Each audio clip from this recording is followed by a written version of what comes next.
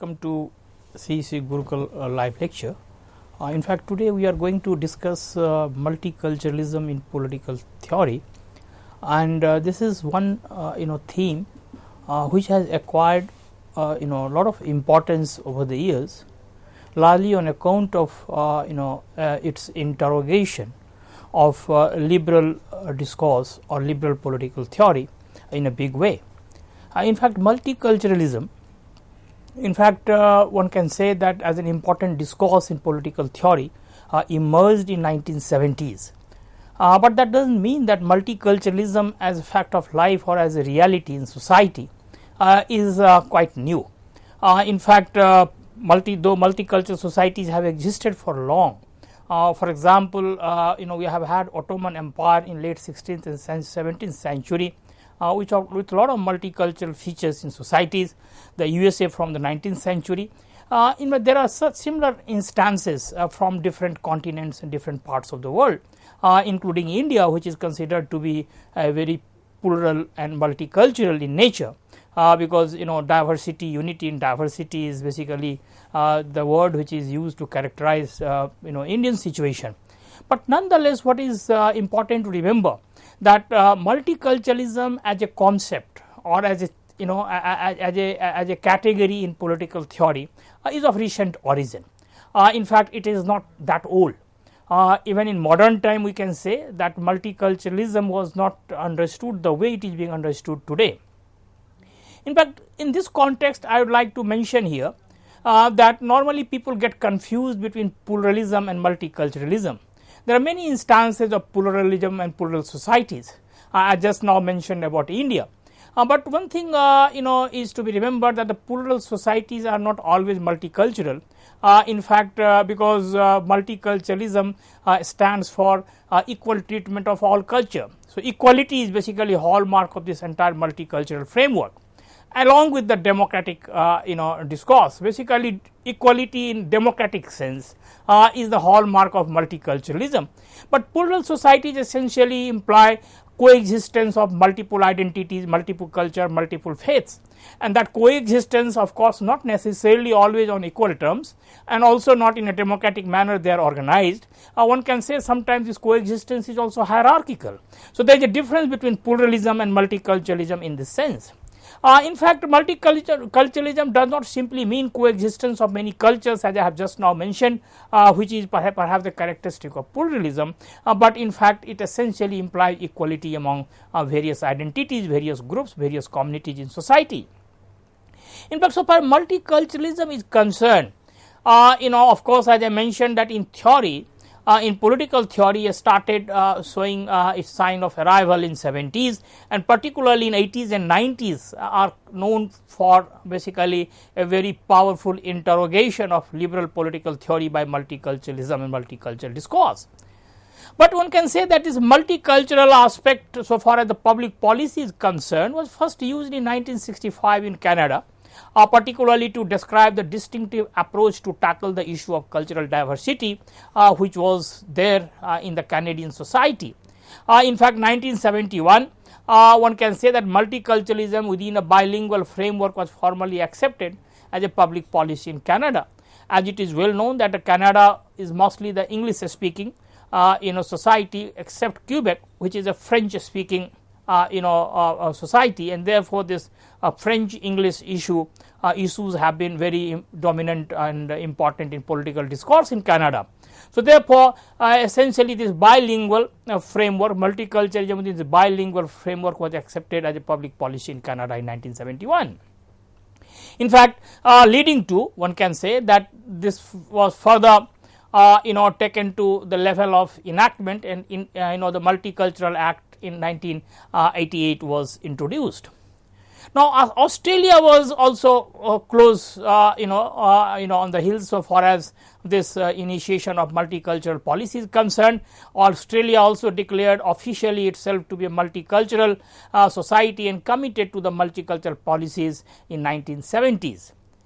But these instances are basically instances of public policy formulations and enactments. Basically, these societies were dealing with this issue on account of immigration, on the issue of refugees, mostly immigration, migration of people from different parts of the world, particularly in Canada and Australia, mostly the Europe. So, therefore, you have had this situation. But in political theory, multiculturalism became prominent only since 90s, and that is something to be remembered, that it's made its beginning in 70s and 80s, and not only in social science, but also literature and other humanities. But in 90s one can say that it made its presence felt in a big way, and that was only in 1990s. Now, how it originated, that is something is important to remember. So, origin and development of this entire multiculturalism. In fact, multiculturalism originated in as a theoretical stance with the black consciousness movement in 1960s, primarily in the USA. Many of us can recall that how United States had this problem of racial problem, particularly the slavery issue. Abraham Lincoln is still remembered for abolishing slavery, on how he had to deal with very recalcitrant and southern states which were resisting.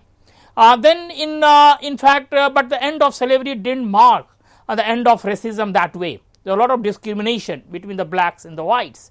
So, therefore, in 1960s you can see the origin of civil rights movement in United States of America, and Martin Luther King Jr. is is still remembered for his contribution and heroic fight against this issue for this issue. So, therefore, the civil rights movement in United States of America. Later on, there was a Black Panther Party which was formed in 1966. Particularly it didn't believe in non-violence, rather it believed that only the violent means could lead to the end of racism. So, therefore, there are many such developments in United States of America. Now, in 1960s and 70s, we can see growing political assertiveness among the minority groups. Particularly expressed through the ethno-cultural nationalism in many parts of the Western Europe and Northern America. So, therefore, this minority-majority issue in terms of identity and the communitarian identity is not new. In fact, minority issue has been troubling the world since the First World War. Wilson's 14 points also had a right to self-determination, and particularly in context of this issue of the minority issue. But after that, as we know, that number of problems emerged in Europe, how the maps were redrawn and all these issues are there, the birth of ethno-nationalism, etc., etc. But one thing we should remember, that in 70s again we find a growing assertiveness of many minority groups, and this time this was expressed through ethno-cultural nationalism. Now, French-speaking Quebec in Canada, as we have just now mentioned, Scottish and Welsh nationalism in the UK, and even in France, Spain and Belgium, we also witnessed many separatist movements along this line. So, therefore, Europe was basically in throes of this minority problem. Now, one can see that not only in Europe, but in other parts of the world also. For example, the Maori issue in the New Zealand, in fact, the Aboriginal issues in Australia. So, therefore, in different parts of the world we can find that similar issues just were simmering. Now, it is in this backdrop that many countries adopted officially multicultural policies to deal with this situation which was unfolding itself. Particularly the way it was leading to turmoil, civil war, violence, and particularly rise of ethno-nationalism. Now, Canadian Multicultural Act was of course a classic example of the initiative of the state to deal with this issue, but other states also started innovating and thinking in newer terms, particularly to deal with this new challenge. Now, ethnic politics in all these these countries became the vehicle for political liberation, and because the minorities and particularly those who were finding themselves discriminated and in a disadvantaged position started believing that their political liberation could be attained only through the ethnic politics based on the identities they belong to. So, therefore, this identity politics got a new life. Now, it is in this context we should also have a look at this issue of migration and multiculturalism, Because one thing is to be remembered, that migration is not a new feature of human history or human society. People have been migrating from one part to the other from time immemorial, and that is why you have intermixing of various races and various groups in different parts of the world. But what has happened that after Second World War, migration has acquired a different momentum and different nature altogether on account of 2-3 factors. After Second World War, we saw large scale migration of workers from the former colonies of Britain, France and these European powers. Particularly the workers started migrating to Europe for reconstruction, which was being undertaken after the Second World War, particularly after devastation of Second World War. So therefore, large scale migration of workers. For example, in United Kingdom, one can see the migration of workers from Indian subcontinent and West Indies. In France, one can find migration of workers from Algeria, Morocco and Tunisia. So one can see that how these countries use their erstwhile colonies, the former colonies, as a catchment area for workers and the working class, people which was required badly in Europe for doing reconstruction, which was undertaken under Marshall Plan and many other such initiatives. So therefore, that was perhaps one moment of large scale migration. Then you can also see that migration in different pockets, different parts of the world. In the USA, we can see the migration from Mexico and Latin American countries. Recently, we have seen that how this migration from Mexico acquired such a ugly turn when Trump, when he became the president of United States of America, that was his pole plank to create a wall between Mexico and United States to stop this migration. Now, Latino Hispanic communities arrived in a large number United States of America. So much so that many scholars believe that it outnumbered the Afro-American Americans in terms of population. Now, in 1990s, apart from this post-war Second World War migration, 1990s is characterized by another very important development in world politics, and that is the economic globalization. Now, globalization, of course, is a very important aspect of our contemporary life. When the entire globe got integrated into one family, one village, global village as it was called, with the help of information technology and number of technological innovations which were made, and also the integration of market, the global market. So therefore, this economic globalization was important. Whatever roadblock or whatever hurdle was there till 1989, or one can say 91, till the disintegration of Soviet Union, particularly the Eastern Bloc and the Western Bloc conflict, that ended, the end of Cold War, and that facilitated the very smooth integration of different countries from different parts of the world in this global market.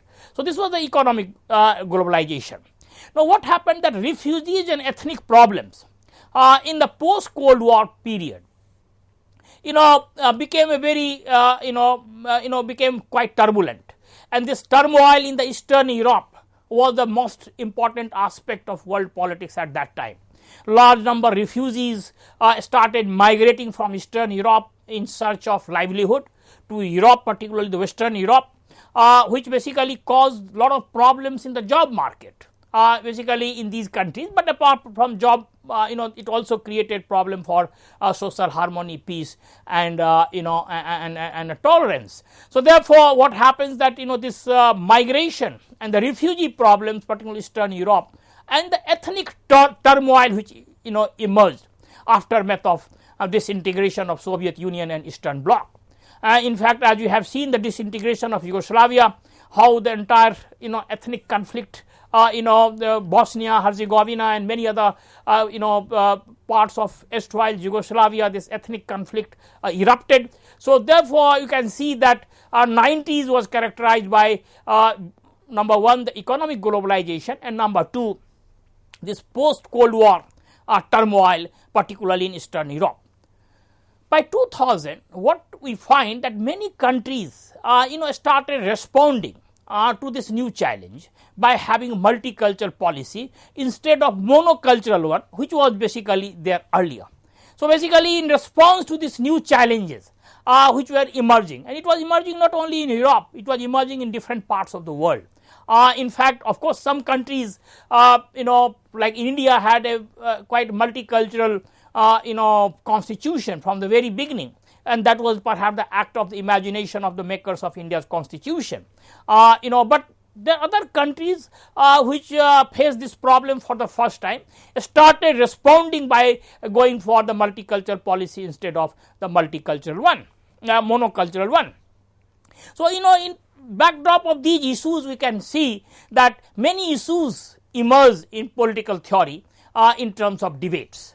The first important issue which emerged was that how to reconcile cultural diversity with maintenance of civic and political cohesion, because civic and political cohesion in the liberal democratic countries is also important, but at the same time the challenge was how to reconcile it to the cultural diversity which was emerging in many societies which were quite homogeneous earlier, like Europe, or like for example Europe and Canada and many other countries, homogeneous in terms of faith, homogeneous in terms of language, homogeneous in terms of race.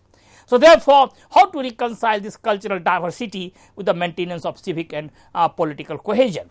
Number two, that how cultural differences can be reconciled with the civic unity, and civic unity essentially mean civic nationalism, particularly in terms of the national identity through democratic constitutionalism and so on and so forth.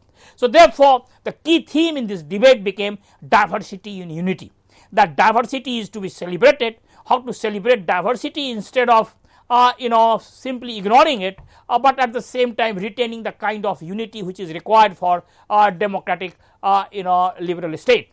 So, therefore, these were the issues in debate, along with a multicultural stance I mentioned earlier also, that stands for positive endorsement of community diversity based on rights of different cultural groups for recognition and respect. So, therefore, in this context the debate was that how to adopt a multicultural stance, and multicultural stance essentially stands for positive endorsement of community diversity based on rights of different cultural groups for recognition and respect. So, therefore, this positive endorsement was perhaps the catchword, that instead of taking it as an aberration or a temporary or or a transient measure, let's have a positive endorsement of this community diversity, in the sense that it is going to last with us, it is going to live with us, and therefore, how different cultural groups should be provided a recognition and respect which perhaps they aspire for and they also deserve as a separate autonomous identity. So, therefore, this was another important issue. Now, distinctive cultures, because this multiculturalism implied that there were different cultures in society, different cultural groups in society, speaking different languages, having different faith, having different food and dress codes, and so many other things which come along with the culture. So, therefore, these distinctive cultures need to be protected, particularly when they belong to minority or the vulnerable groups. So, these distinctive cultures, if they are there, then they need to be protected, and the protection has to be in terms of particularly recognition, self-respect, dignity which they aspire for. So, therefore, in fact, this was another major challenge, that how to provide self-respect, how to provide dignity, and how to recognize them in important aspects of our social, cultural, political and economic life. So, recognition was a very important dimension, because most of these groups were discriminated through non-recognition. In these societies, they were not recognized for holidays, public holidays, they were not recognized in a public sphere in a big way. So, therefore, this discrimination, or one can say operation of identities was happening largely on account of not recognizing their distinctiveness or recognizing their presence. So, therefore, we can see that these were the important issues emerged in the debate so far as the multiculturalism is concerned. Now, of course, this multiculturalism, after these issues erupted in 90s, these challenges emerged, we can see that there have been multiple models, theoretical churnings, approaches, ways to deal with this challenge, and this challenge has been seen in terms of various models of multiculturalism, and some of these models we need to study particularly or need to discuss when we are discussing multiculturalism. So, therefore, there are competing models of sometimes the competing models of multiculturalism, and these competing models of multiculturalism draw on liberalism, pluralism and cosmopolitanism. So, therefore, these are the three sources from which these models of multiculturalism draw on. Now, of course, the usage of multiculturalism is both descriptive and normative, but we have to see that how it is descriptive and how it is normative. So, therefore, we have to see both the competing models, the sources from which they draw, and also their usages in both descriptive and normative terms.